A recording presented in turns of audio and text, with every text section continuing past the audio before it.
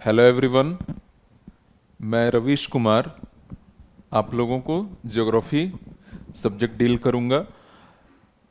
भाई, ज्योग्राफी में तो तुम लोग जानते ही हो कि इसमें एस्पेक्ट इसका बहुत सारा है। ये जीएस का एक तरीके से समझो तो ह्यूमैनिटी सब्जेक्ट के साथ साथ में थोड़ा सा इसमें साइंटिफिक कंसेप्ट भी जुड़ा हुआ है। और इसीलिए ज्योग्राफी को पढ़ने के साथ साथ समझने की भी जरूरत होती है। हिस्ट्री में क्या है कि हिस्ट्री में सिर्फ रटना है, क्योंकि इंसिडेंट्स है, घटनाएं हैं, ठीक, और वो सीक्वेंस में हुआ है। लेकिन ज्योग्राफी में साइंटिफिक अप्रोच होने के कारण इसको पढ़ने के साथ साथ समझने की भी जरूरत होती है। और इसी कंसेप्ट को लेते हुए मैं आप लोगों को एक आज टॉपिक, बहुत इंटरेस्टिंग टॉपिक पढ़ाने जा रहा हूं, जिसका नाम है मोशन ऑफ अर्थ, पृथ्वी की गति।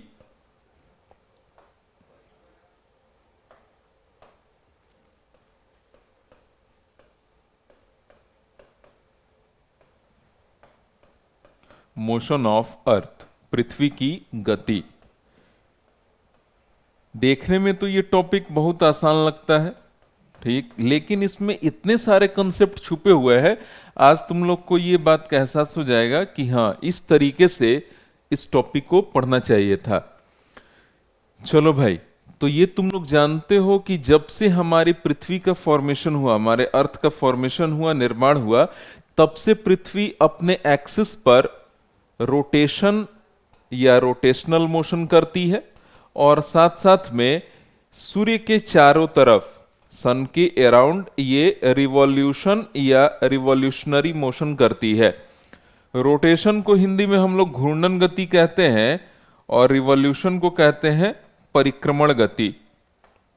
मतलब अपने एक्सिस पर गति करना, मोशन करना, वो रोटेशन होता है।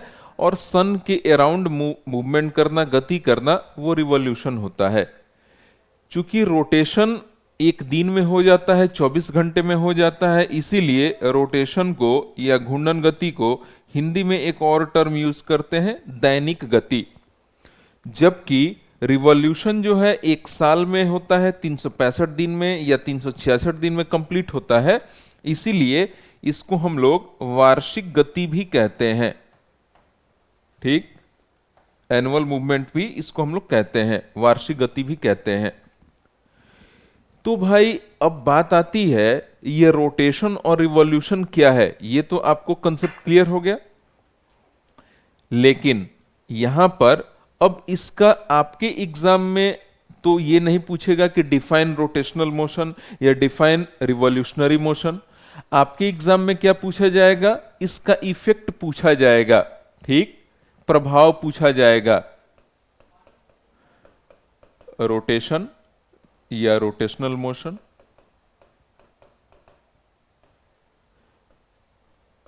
घूर्णन गति, इसका इफेक्ट क्या हो सकता है, प्रभाव क्या क्या हो सकता है।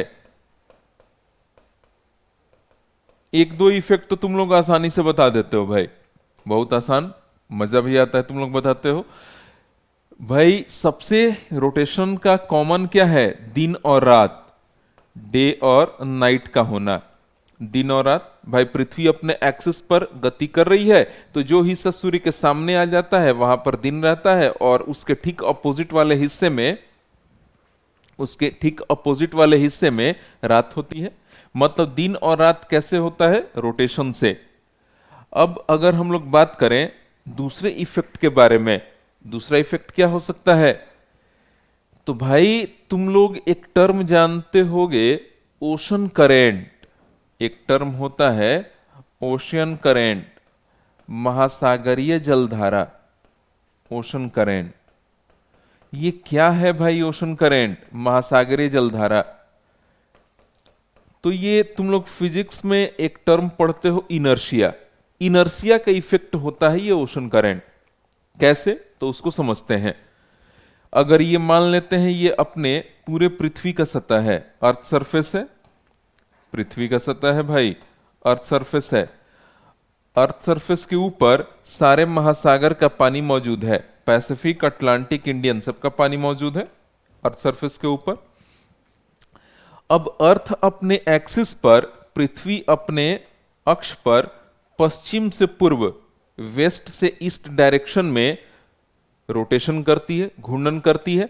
तो जब पृथ्वी पश्चिम से पूर्व दिशा में, वेस्ट से ईस्ट डायरेक्शन में रोटेशन करती है, घूर्णन करती है, तो ऐसे कंडीशन में पृथ्वी के ऊपर जो महासागर या सागर का पानी है वो भी पृथ्वी के साथ में मूव करेगा वेस्ट से ईस्ट डायरेक्शन में। लेकिन ये पानी क्या है? लिक्विड है। तो लिक्विड है तो ऐसे कंडीशन में एक इनर्शिया, जड़त्व का जो प्रभाव होता है वो पानी के हर पार्ट में इक्वल नहीं होगा। ठीक, तो जो पानी का जो लोअर पार्ट है, लिक्विड होने के कारण लोअर पार्ट में इनर्शिया ज्यादा लगेगा, तो निचले भाग से पानी तेजी से ईस्ट की ओर बढ़ेगा, पूरब की ओर निकलेगा।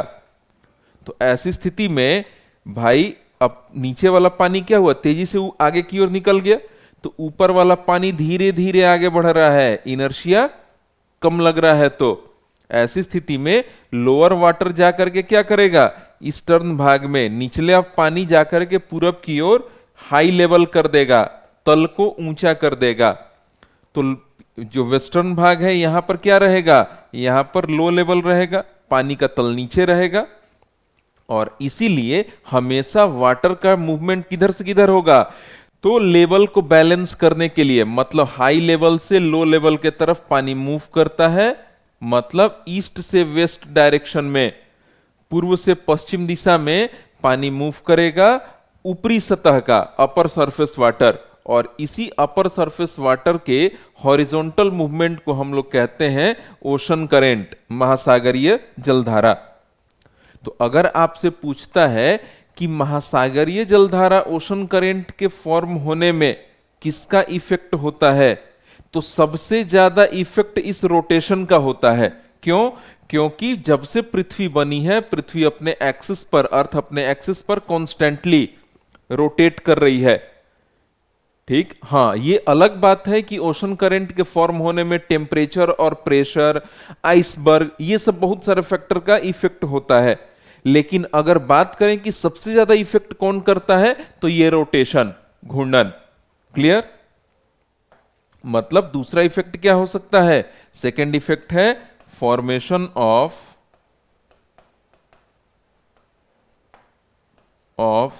ओशन करेंट,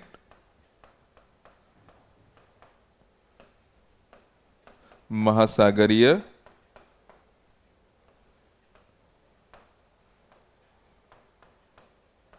जलधारा का निर्माण, महासागरीय जलधारा का निर्माण।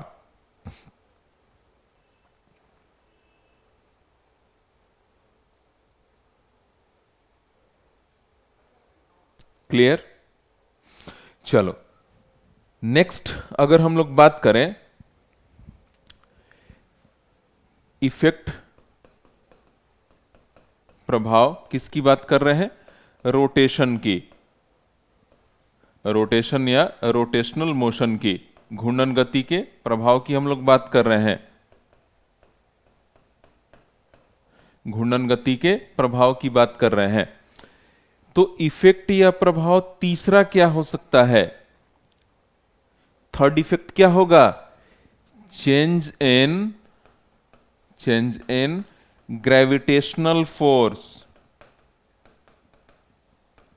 ग्रेविटेशनल फोर्स, गुरुत्वाकर्षण बल में, गुरुत्वाकर्षण बल में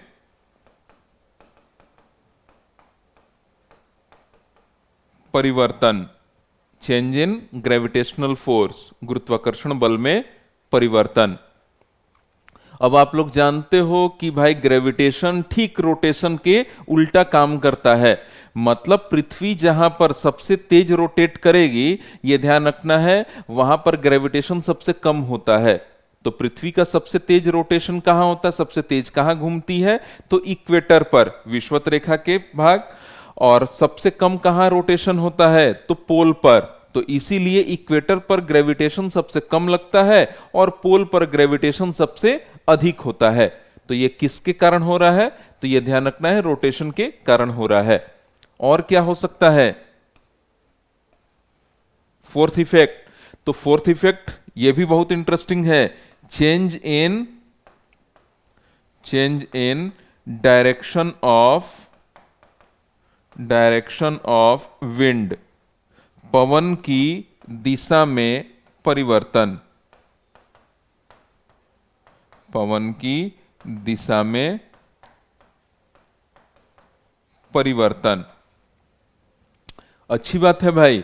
तो अब एक यहां पर टर्म आ गया विंड, पवन। तो एक टर्म होता है एयर और एक होता है विंड। एयर क्या है भाई? मिक्सचर ऑफ गैस है, गैस का मिश्रण है। तो जब गैस का मिश्रण स्थिर है, मतलब उसमें मोशन नहीं हो रहा, मूवमेंट नहीं हो रहा, तो उसको हम लोग क्या कहेंगे? एयर कहेंगे। और जैसे ही उस गैस में, मतलब मिक्सचर ऑफ गैस या एयर में मूवमेंट हो गया, मतलब मूविंग एयर को हम लोग क्या कहेंगे? विंड कहेंगे। तो आखिर एयर जो है वो विंड का रूप कैसे ले लेती है? बहुत तरीके से इसको आसान तरीके से समझा सकता है। देखो, फिजिक्स में तुम लोग पढ़ते होगे कि temperature is inversely proportional to pressure. ठीक, ये हम लोग ओपन एटमॉस्फेयर की बात करेंगे, खुले वायुमंडल की बात करेंगे। ठीक, हाँ, प्रेशर कुकर में अलग बात होगी, प्रेशर कुकर में ढक्कन बंद होता है। यहां पर हम लोग किसकी बात कर रहे हैं? खुले वायुमंडल की बात कर रहे हैं। तो ओपन एटमॉस्फेयर में जैसे ही गर्मी बढ़ेगी, टेम्परेचर बढ़ेगा, तो सरफेस की हवाएं गर्म होकर के, हल्की होकर के ऊपर उठने लगेगी। और जब ऊपर उठेगी तो सरफेस की हवाएं ऊपर उठ गई, मतलब सरफेस एरिया में हवा की कमी हो गई, मतलब वहां पर क्या बन गया? Low pressure. तो जहां से ये उठी है वहां बन गया लो प्रेशर, तो कहीं जाकर के इकट्ठी होगी, वहां पर बना देगी हाई प्रेशर। तो इसीलिए हमेशा हाई से लो के तरफ विंड का फॉर्मेशन होता है। इसीलिए गर्मी के दिन में आंधी आने से पहले हम लोग बोलते हैं कि उफ बहुत गर्मी है, एक पत्ता भी नहीं हिल रहा।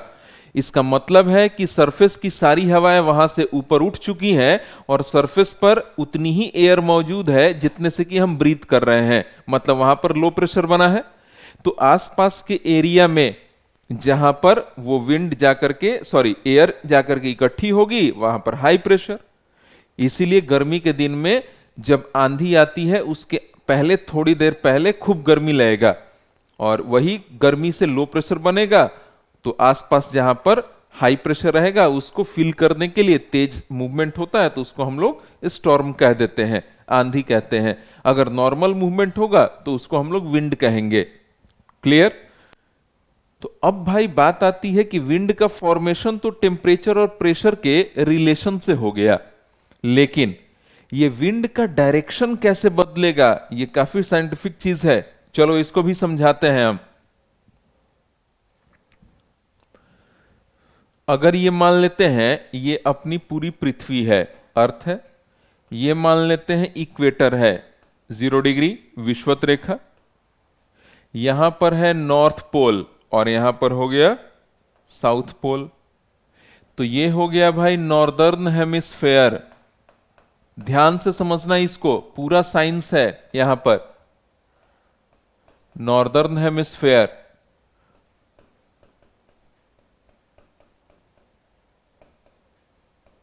उत्तरी गोलार्ध, और यहां पर है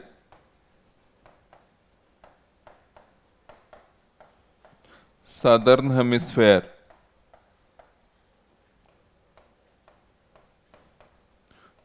दक्षिणी गोलार्ध।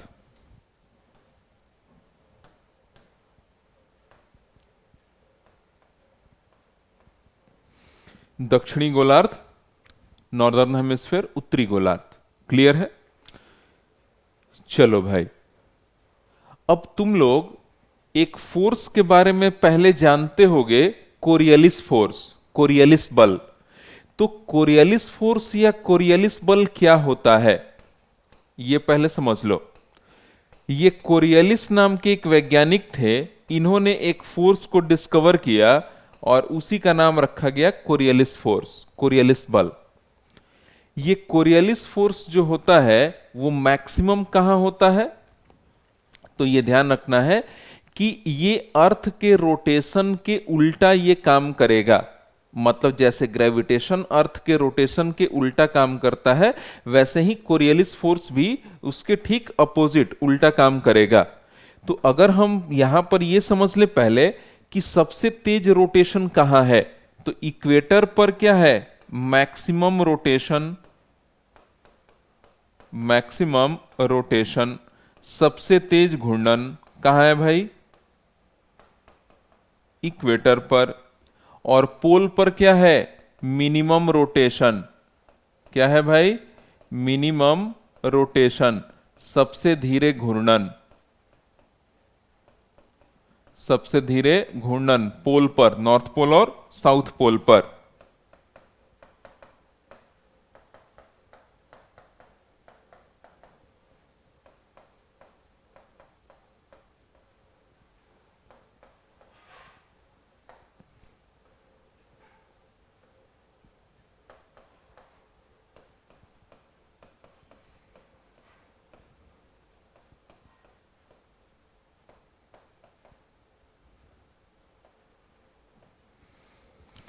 सबसे धीरे है पोल पर। चलो अब यहां से तुम्हारा कंसेप्ट क्लियर होते जाएगा। अब ये कोरियलिस फोर्स जो है, ये ध्यान रखना है, ये अर्थ के रोटेशन के इनवर्सली होता है। Coriolis force is inversely proportional to rotation of earth.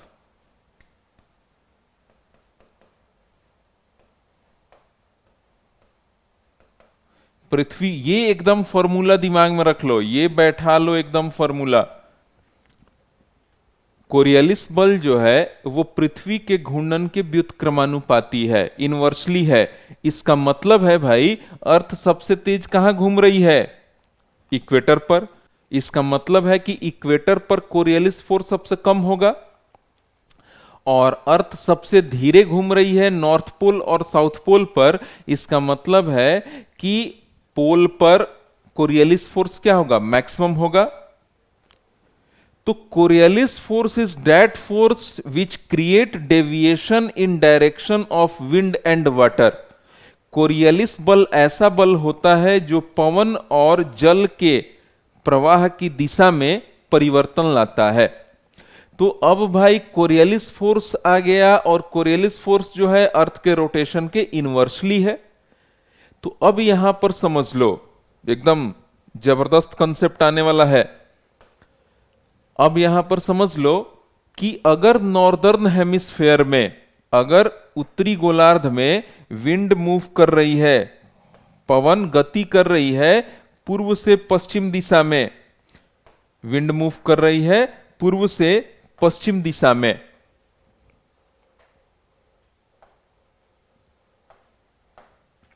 Wind move कर रही है पूर्व से पश्चिम दिशा में, ठीक, ईस्ट से वेस्ट डायरेक्शन में। तो ऐसी स्थिति में कोरियलिस बल के प्रभाव से नॉर्दर्न हेमिस्फेयर में विंड का हमेशा डेविएशन होगा क्लॉकवाइज, ठीक, अपने राइट साइड मुड़ते जाएगी। और सदर्न हेमिस्फेयर में अगर विंड मूव कर रही है ईस्ट टू वेस्ट डायरेक्शन में, तो ये ध्यान रखना है कि ये हमेशा अपने लेफ्ट साइड, अपने बाएं तरफ मुड़ते जाएगी। मतलब ऐसे इधर के तरफ इसमें डेविएशन होगा, और नॉर्दर्न हेमिस्फेयर में राइट साइड, अपने दाहिने तरफ डेविएशन होगा। अगर हम लोग बात करें तो ये क्या हो गया, क्लॉकवाइज, क्या हो गया, क्लॉकवाइज। और ये क्या हो गया, एंटी क्लॉकवाइज, घड़ी की सुई के दिशा में नॉर्थ में, और घड़ी की सुई के अपोजिट साउथ में। अगर विंड ब्लो कर रही है नॉर्दर्न हेमिस्फेयर में वेस्ट से ईस्ट डायरेक्शन में, तो ऐसी स्थिति में अगर मान लो कि ये ऐसे चल रही है, तो इसमें राइट साइड, मतलब इधर के तरफ ये मुड़ेगी, ठीक। और अगर सदर्न हेमिस्फेयर में विंड चल रही है वेस्ट से ईस्ट डायरेक्शन में, तो ये हमेशा अपने राइट साइड, इधर की तरफ मुड़ेगी। तो ये भी क्या हो गया, ये भी क्लॉकवाइज और ये भी क्लॉकवाइज। और यहां पर क्या हो रहा है, एंटी क्लॉकवाइज, ये भी क्या है, एंटी क्लॉकवाइज। तो विंड का डायरेक्शन किसके प्रभाव से चेंज हो रहा है, कोरियलिस फोर्स के प्रभाव से। और कोरियलिस फोर्स किससे रिलेट होता है, रोटेशन से। इसीलिए कहा जाता है कि रोटेशन के प्रभाव से विंड का डायरेक्शन बदलता है। ठीक, क्लियर। अब ये अगर मैं आपसे ये पूछूं, मैं क्या, अगर एग्जाम में ही क्वेश्चन आ गया कि विंड का डायरेक्शन सबसे ज्यादा कहां चेंज होगा, तो आप जान रहे हो कि सबसे ज्यादा पोल पर कोरियलिस इफेक्ट काम करेगा, क्योंकि यहां पर रोटेशन सबसे कम है। इसका मतलब है कि नॉर्थ पोल और साउथ पोल पर कोरियलिस फोर्स के मैक्सिमम होने के कारण सबसे ज्यादा डायरेक्शन नॉर्थ पोल और साउथ पोल पर ही होगा। सबसे ज्यादा डायरेक्शन चेंज नॉर्थ पोल और साउथ पोल पर होगा, चाहे वो विंड का हो या वाटर का हो। क्लियर। चलिए, इतना एकदम ये कंसेप्ट एकदम अपने दिमाग में बैठा लीजिए। इसका यूज न सिर्फ मोशन ऑफ अर्थ टॉपिक में है, इसका यूज आगे ओशन करंट, जब हम लोग महासागर टॉपिक पढ़ेंगे उसमें आएगा, महासागरीय जलधारा, ओशन करंट आएगा, उसके बारे में हम लोग को यहां पर फिर से इसका वहां पर इंटर रिलेशन स्थापित करना होगा। चलिए नेक्स्ट पे आते हैं। अब अगर हम लोग बात करें रिवॉल्यूशनरी मोशन की, रिवॉल्यूशन की, ये बहुत आसान है। रिवॉल्यूशनरी मोशन बहुत आसान होता है, इसको हिंदी में कहते हो परिक्रमण गति, इसमें ज्यादा टेक्निकल नहीं है भाई। सबसे कॉमन इसका इफेक्ट क्या होगा, इसका सबसे कॉमन इफेक्ट होगा दिन और रात, सॉरी, चेंज इन ईयर, वर्ष परिवर्तन, चेंज इन ईयर, वर्ष परिवर्तन। चले, दूसरा इफेक्ट क्या हो सकता है, तो दूसरा इफेक्ट हो सकता है change in duration of day and night.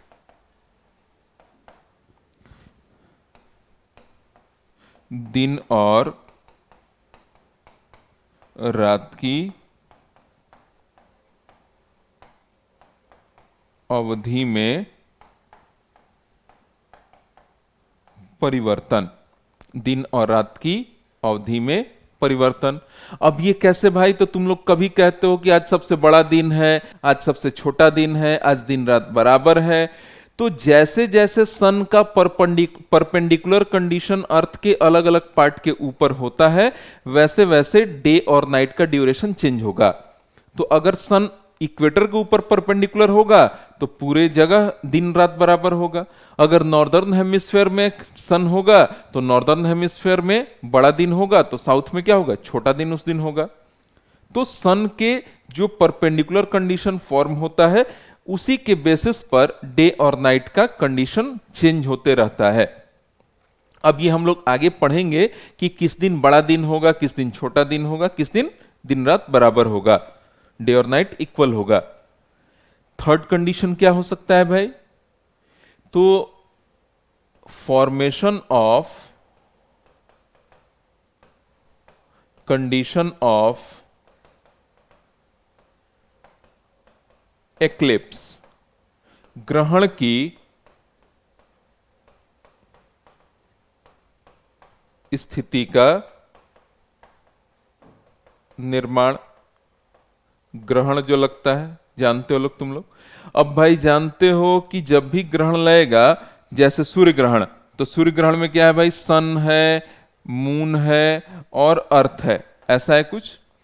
तो सूर्य ग्रहण में सन मून अर्थ, तो भाई सन अपने एक्सिस पर रोटेशन कर रहा है और साथ में अपने गैलेक्सी का भी क्या, सॉरी सोलर सिस्टम में क्या कर रहा है, रिवॉल्यूशन भी कर रहा है, गैलेक्सी का भी रिवॉल्यूशन हो रहा है। इसके बाद भाई यहां पर अगर हम लोग बात करें मून, तो मून क्या कर रहा है, अर्थ का रिवॉल्यूशन कर रहा है, अपने एक्सिस पर भी रोटेशन कर रहा है। अर्थ अपने एक्सिस पर रोटेशन कर रही है और सन के चारों तरफ मूव कर रही, गति कर रही है, रिवॉल्यूशन कर रही। तो ये जो ग्रहण की स्थिति होगी वो सारे हेवनली बॉडी के रिवॉल्यूशन के कारण होगा। इसीलिए ध्यान रखना है, ग्रहण हमेशा कैसे लगेगा, तो ग्रहण लगेगा रिवॉल्यूशन के प्रभाव से। ठीक,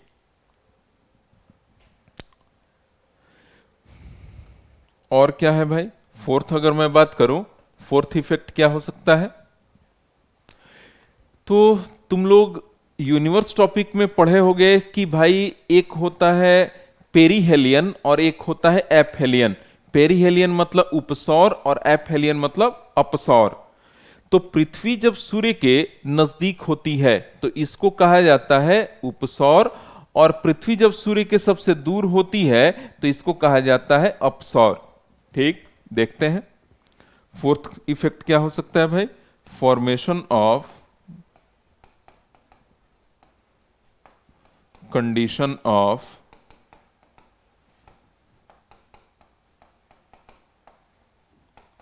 पेरिहेलियन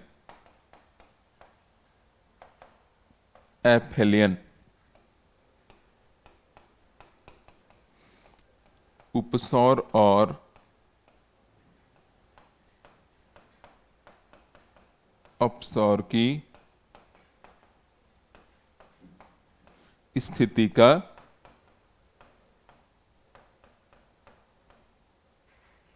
निर्माण। उपसौर और अपसौर की स्थिति का निर्माण। अब भाई क्या है उपसौर अपसौर समझ लो। ये मान लो कि सूर्य है, सन है, तो ये जो डिस्टेंस है मिनिमम है और ये डिस्टेंस क्या है, मैक्सिमम है। तो पृथ्वी सूर्य की परिक्रमा करती है तो पृथ्वी साल में एक दिन सूर्य के सबसे नजदीक होगी, ठीक, और एक दिन सूर्य के सबसे दूर होगी। तो जब नजदीक है तो इसको क्या कहोगे, उपसौर। क्या कहोगे, उपसौर, पेरिहेलियन।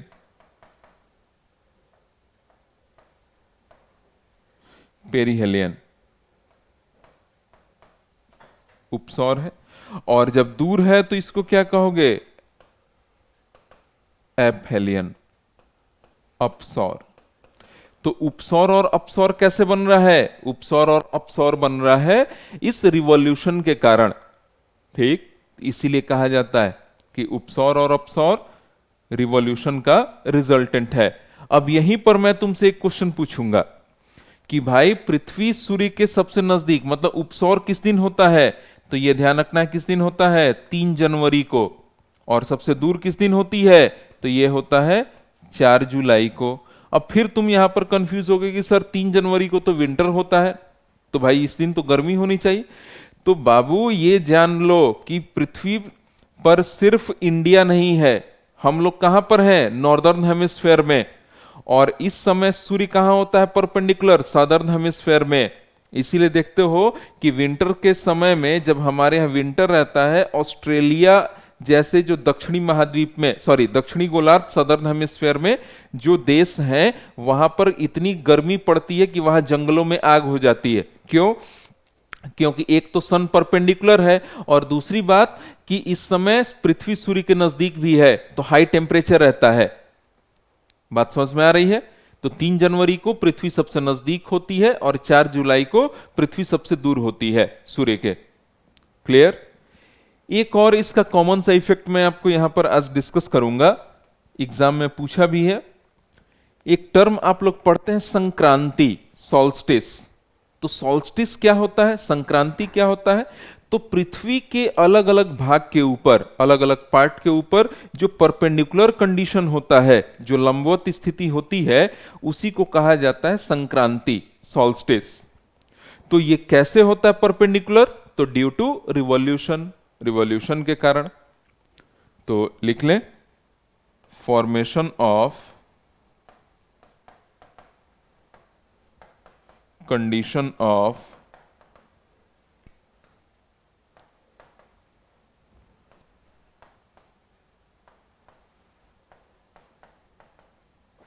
संक्रांति की स्थिति,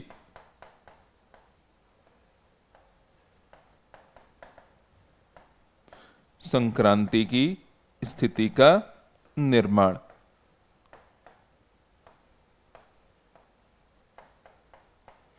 यह ध्यान रखना कि संक्रांति की बात कर रहे हैं, अब मकर संक्रांति सब इसी से रिलेट होगा। क्लियर। तो भाई अगर आपसे पूछ दिया गया कि संक्रांति क्यों होता है, तो संक्रांति क्या है तब क्यों होता है, तो ध्यान रखना है संक्रांति क्या है, परपेंडिकुलर कंडीशन होता है। और क्यों होता है, तो जैसे जैसे पृथ्वी सन के चारों तरफ रिवॉल्यूशन करती है, तो चूंकि अर्थ अपने एक्सिस पर 23.5 डिग्री टिल्टेड है, तो इसी कारण से पृथ्वी पर सन का अलग अलग डेट पर अलग अलग परपेंडिकुलर कंडीशन बनता है और उसी परपेंडिकुलर कंडीशन के इफेक्ट के रूप में उसको हम लोग कहते हैं सॉल्स्टिस, संक्रांति। ठीक, तो इस वीडियो में आपको यह समझ में आ गया होगा कि मोशन ऑफ अर्थ, पृथ्वी की जो गति है वो रोटेशन और रिवॉल्यूशन के कारण कौन कौन सी घटनाएं, ये तो सिर्फ हम लोग मेजर इंसिडेंट्स के बारे में बात किए, मुख्य घटक जितने भी मुख्य घटनाएं हैं उनके बारे में, जो कि एग्जाम पॉइंट ऑफ व्यू से मोस्ट इंपॉर्टेंट है। जब आप देखिएगा प्रीवियस ईयर क्वेश्चन तो देखिएगा कि मोशन ऑफ अर्थ में से जो डेट वाली चीजें हैं उनको अगर हम लोग छोड़ दें तो इफेक्ट से इन्हीं में से क्वेश्चन पूछ लिया है। तो अब अगर इस वीडियो को आप देख लिए और बेहतर तरीके से अगर समझ लिए तो आपको यहां से एक भी क्वेश्चन इस इफेक्ट से सेक्शन में से आपके एक भी क्वेश्चन मिस नहीं होंगे। तो इस वीडियो में इतना ही, बाकी नेक्स्ट वीडियो में हम लोग देखेंगे।